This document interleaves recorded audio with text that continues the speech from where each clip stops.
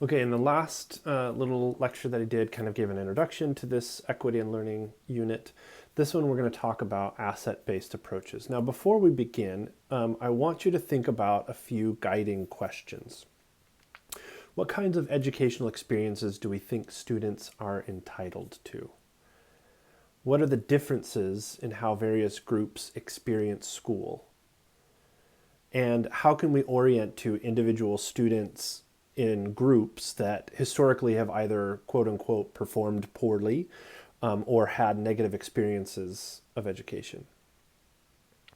So these are the questions that we're going to engage with in this first module to kind of set us up to think about what does that mean for supporting student learning.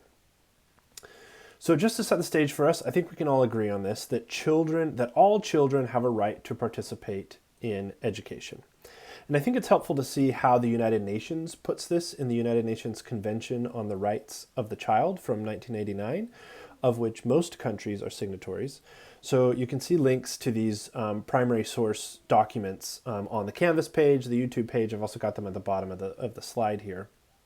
So I want to bring up a few sections from this document that are relevant to education. So Article 28 states parties, signatories, right, those that signed this thing, recognize the right of the child to education, and with a view to achieving this right progressively and on the basis of equal opportunity, shall make primary education available and free to all, make higher education accessible, and C, to all, make educational and vocational information accessible, E, reduce dropout rates, and then it says, and all state parties shall take all appropriate measures to ensure that school discipline is administered in a manner that is consistent with the child's human dignity, which doesn't always happen.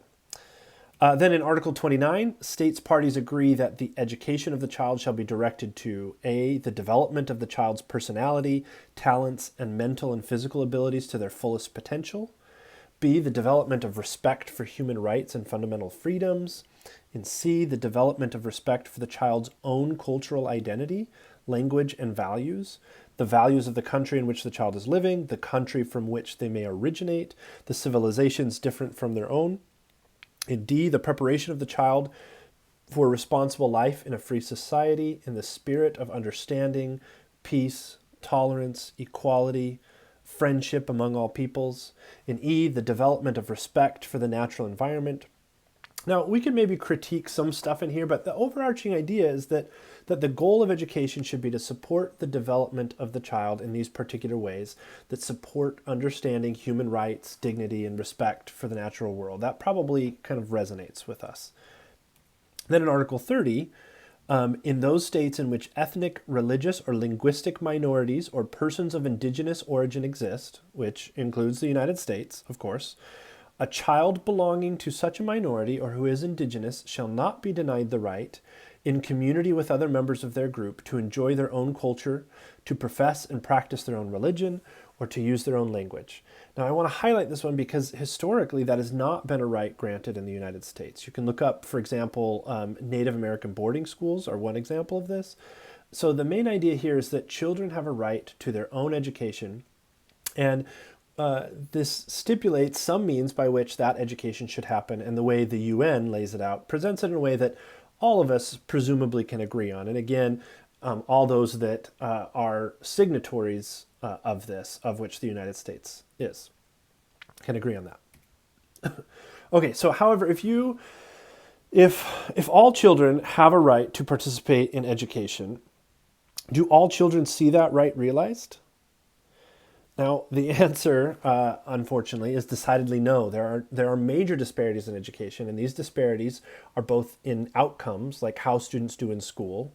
That should feel obvious to you, that different students perform differently on standardized tests, etc. But also in how students experience school and how students are treated in school. So for example, here's a report from the National Center for Learning Disabilities.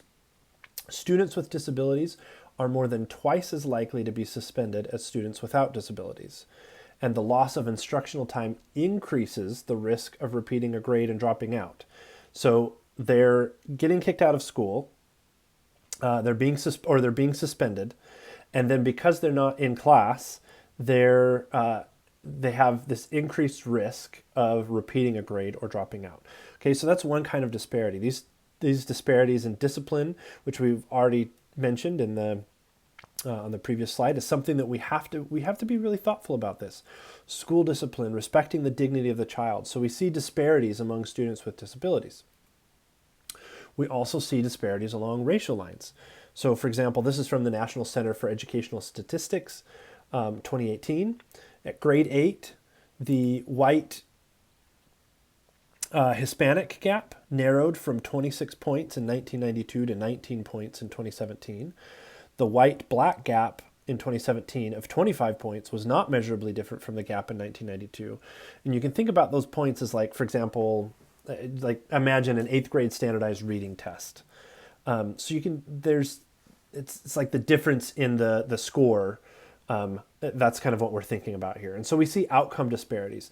We also see disparities in retention, suspension, and expulsion. In 2013 to 2014, about 2.6 million public school students, that's 5.3%, that's 1 in 20 students received one or more out-of-school suspensions. A much higher percentage of black students at 13.7% than students from any other racial or ethnic group received an out-of-school suspension. Then there was 6.7% of indigenous children, 5.3% of students of 2 or more races, multiracial students, 4.5%, of Hispanic students, 4.5%, Pacific Islander students, and then 3.4% of white students and 1.1% of Asian students. So we see disparities in outcomes as well as in how students are treated. And then let's take, for example, LGBTQ plus students. So we can see disparities along gender and sexual orientation lines. Most LGBTQ plus students, 62%, reported experiencing LGBTQ plus related discriminatory policies or practices at school. For example, 31% were disciplined for public displays of affection that were not disciplined among non-LGBTQ plus students.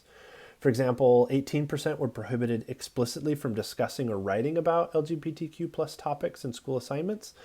And this comes from the 2017 GLSEN School Climate Survey.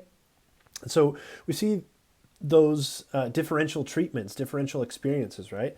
Then LGBTQ plus students who experience those higher levels of victimization because of their sexual orientation in particular were more likely to have missed school and subsequently had lower grade point averages. So we can see that the way that students are treated, of course, affects their outcomes. And so here's our big takeaway from this slide and these points that we've been talking about here. Students are treated differently and experience school differently due to their perceived status. And I mean perceived by other students and teachers. So their racial status, their class, their gender identity, their disability status, their nationality, their language. There's lots that I didn't mention here. These are just some examples, but this leads to a gap in achievement, or what is often called the achievement gap, but that is sometimes better understood as the opportunity gap, or what Gloria Ladson-Billings calls the education debt. She calls it the education debt to call attention to the fact that there is a history of how schools became this way. This is not just something that we can take at face value without historicizing it, right?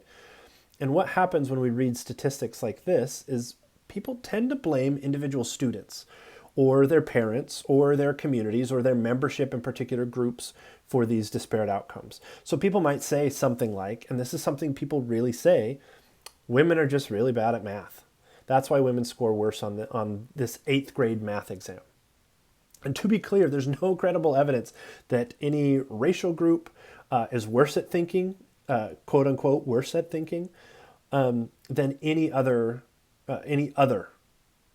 group, other person. This also goes for gender, for sexuality, and other such, but particularly with race.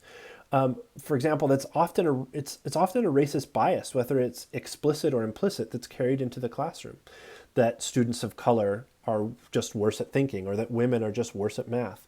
And that's just not true. So how else can we orient to students if we don't want to orient to them in that way? And that's what we'll concentrate on in this next part of the module. Educators should take a resource rather than a deficit perspective to students and their cultural backgrounds. And let me walk you through these three different perspectives. And this is what you'll also read about in the Paris article. So as we read those statistics, historically the dominant view was that these deficit perspectives, where a child's cultural background was viewed as getting in the way of their learning, a deficit that needed to be repaired. So an example of this will be, oh, well, that student speaks Spanish at home and that is why they're having trouble learning at school. So what's happening with their cultural background and linguistic background at home is a problem that needs to be repaired. Their background is a deficit that needs to be repaired. That tends to position students as lacking or missing something because of their life beyond the classroom. They lack something because of how they were raised or who their parents are or their membership in community groups. Okay, so that's a deficit perspective. Now, then more prominent in the late 80s was this difference perspective, where a child's cultural background was viewed as neither good nor bad for the classroom, simply different from school knowledge, which also sort of assumes something neutral about school knowledge. But this difference perspective positions students' experiences beyond the classroom as more or less irrelevant. And it doesn't really matter. And you should be balking at that because as learning scientists, right, of course, or all of us in this course are kind of budding learning scientists, right? We should all be rejecting this because we know that students' prior experiences beyond the classroom have a fundamental impact on how they learn.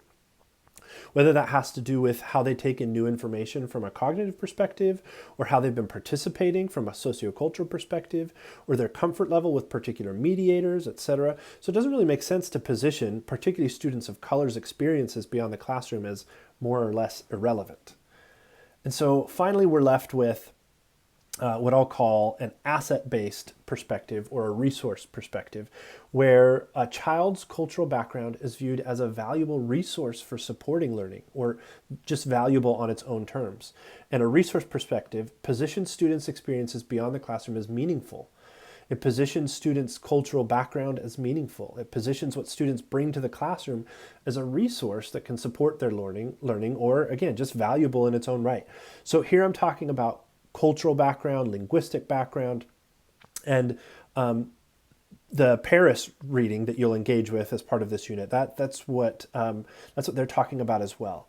So these kinds of perspectives can be used with regard to membership of any group. So, for example, again, we can think about women in math. The deficit perspective was that if you saw women were doing worse in your math course, the deficit perspective would say, oh, well, women are just bad at math, or there's something wrong with women. Their womanness is getting in the way of their mathematical understanding. And that should just sound ridiculous to you because that doesn't really make any sense at all. So, there's no evidence to support that, but also why would we even think that? So instead, you could take this resource or asset-based perspective where you say, whatever the background, as a woman, or whatever your experiences, your gender experiences are that you're bringing to the table, we can kind of treat that as a resource that you're bringing that can be used to engage and support you in the learning of mathematics. Or we can just say that is just valuable on its own. We're not going to frame that as a problem that's getting in the way of your learning. So that kind of framing, that resource or asset perspective, is fundamental to how we can make sense of equity in learning. So first we need to get that resource